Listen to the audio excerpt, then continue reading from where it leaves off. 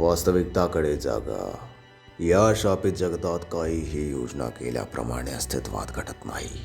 तुम्ही जितके जास्त जगाल तितकंच तुम्हाला ही जाणवली होणार की जे पण गोष्टी अस्तित्वात आहे ते आत फक्त वेदना, दुःख आणि निरर्थकता. पुढे ऐका.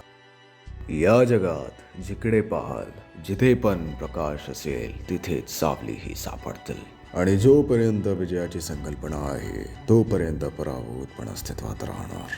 शांतता टिकवून घेण्याचे या स्वार्थी इच्छा युद्धाचा आरंभ दाखवतात आणि प्रेमाच्या रक्षणासाठी द्वेषाचा जन्म होतो.